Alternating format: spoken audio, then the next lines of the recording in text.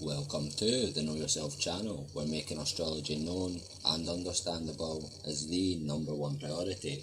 I'm the Scottish Astrologer, and in this video we are going to discover the origins of star sign horoscopes found in newspapers, etc., and see whether they were invented purely for the press's profit or not.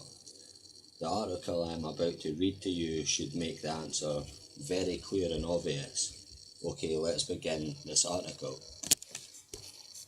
Now, the Sunday Express was ahead of the rest on horoscopes. 80 years ago last week, in celebration of the event, the Sunday Express published the world's first newspaper horoscopes, and a phenomenon was born. Now, it wasn't 80 years ago last week, as this article is an older article. Little did we know it at the time, but we had hit upon an essential ingredient of today's popular press, the star sign horoscope. The Sunday Express's current editor, Martin Townsend, observes, following the 1929 Wall Street crash, the princess's birth gave Britain's popular press the perfect opportunity for a good news story. Now, being a weekly newspaper though, the Sunday Express needed a new angle, and in a eureka moment, its then editor John Gordon had the inspirational idea of publishing a horoscope foretelling the young royal's future. Now, a horoscope at the time is just a natal chart, okay? So he was using real astrology. Now, the paper first approached the colourful Cairo, the undisputed superstar astrologer of the age, born plain William Warner. He had learned his craft on a trip to India before reinventing himself as Cairo. The name derives from the word chiromancy, meaning palmistry. Now, he was to become the most famous astrologer of the era, reading the palms and telling the fortunes of everyone from Oscar Wilde to Prince of Wales, the future Edward VII, and General Kitchener to Prime Minister William Gladstone. However, Cairo was unavailable, so the job of drawing up the world's first newspaper horoscope went to one of his assistants, Richard Harold Naylor, or R.H. Naylor as he preferred to be known. The result was a Sunday Express article headlined, "What the Stars Foretell for the New Princess," okay, using our natal chart to derive this information, true astrological method. So on August the 24th, 1930, Naylor predicted that the young royal's life would be eventful, and he wasn't wrong. What with her ill-fated romance with Group Captain Peter Townsend, her champagne lifestyle and subsequent affairs with playboys like Roddy Llewellyn, if that's right. Perhaps most significantly, Naylor went on to forecast that unnamed events of tremendous importance to the royal family and the nation will come about near her 7th year. Lo and behold, in 1936, Edward, Duke of Windsor, abdicated in favour of his younger brother. Overnight, Margaret, the new king's daughter, was catapulted into the public spotlight, while her elder sister in due course took the throne as Elizabeth II. Now, that groundbreaking column aroused enormous interest, triggering many requests from readers for further forecasts, okay, because they used real astrology and wowed the public with it. So a second article was published a week later looking at the horoscopes of those born in September, okay. So it wasn't even sun sign horoscopes he was using, it was basically birth dates, much more accurate. So for the month of September, for the 1st, the 2nd, the 3rd, how many days there is in September, that's how many readings he was doing, okay? So it wasn't just 12 for your star sign. The following month, Naylor forecast, okay, a British aircraft will be in danger between October the 8th and 15th. And on October 5th, the passenger airship R101 was wrecked in a storm near Paris and 48 were killed. Now, the closeness of the prediction was enough for Gordon to offer Naylor a weekly column, What the Stars Foretell, which became one of the paper's most popular features, okay? lasting until the early 40s. The bulk of each week's article was devoted to birthday forecasts, okay, like I'm saying, the date for each month. Birthday forecasts, but also featured tips on the best days for buying and selling, again using real astrological methods.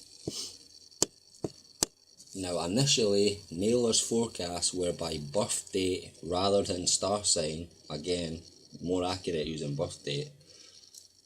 But by 1937 he was also given weekly predictions for each of the 12 sun signs, aka star signs, and calling his column Your Stars.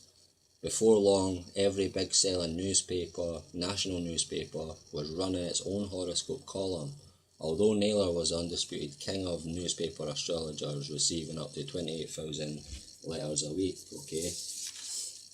Now my question to you, this is as far as I need to read in this article, my question to you is, did the Sunday Express push Mr. Naylor to ditch the more accurate birth date readings he was doing originally for the 12 star or sun sign horoscope readings, in order to draw more people to buy their paper each week, as Naylor was only doing a month's worth of birth date readings per week, which would have drawn mostly only people born in that particular month to buy their newspaper each week. And for instance, like if you're born in the month of April, you get your reading, you need to wait another 12 weeks in order to get another reading. It's a long time when there's so much interest in his readings. So again, were star sign horoscopes invented purely for the press's profit, okay, so they could get everyone to buy their paper each week for a reading. Now, star sign horoscopes have remained the most popular part of astrology purely by them tapping into people's desires to know their future for the price of a newspaper, okay, without actually having to meet an astrologer. Now, even though maths tells you a sun sign horoscope reading cannot be accurate, okay, for every person who reads them, because if you just divide everyone by 12 in a nation, so there'd be, say, 200,000, 300,000 Aries, if they were all to read that sun sign horoscope, it wouldn't be accurate to every person, okay, no way. Now, true astrology has and will always be based on charts particular to a certain person, place, nation, etc. And it's a shame even the most viewed astrology YouTube videos are horoscope videos, okay? Now you will never get horoscope videos on this channel because I am remaining true to the original ancient art, okay? Even though if I was to do these kind of horoscope videos, it would get me more views and everything else, I still won't do it. Now I have experimented with and tested horoscopes in the past, a form of horoscopes, only to prove without a doubt to myself that they hold no value to the science of astrology, okay, none whatsoever. So again, my question to you is, were sun sign horoscopes invented purely for the press's profit originally? I believe they were, truly, but what do you think? Let me know in the comment section. Now, I will probably get abuse for this video, but only by people who listen to or do sun sign horoscopes for themselves.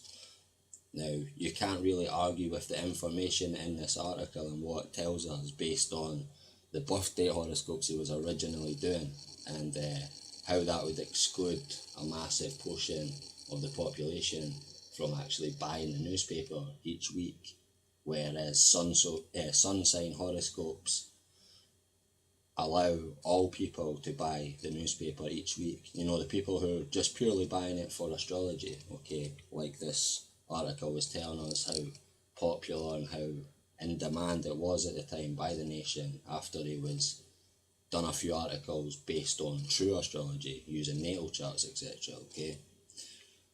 Okay guys, thanks for watching this video. Please like, share, subscribe, hit the bell at the right hand side of the subscribe button, and please tell a friend about the Scottish Astrologers Know Yourself channel. Until next time, take care.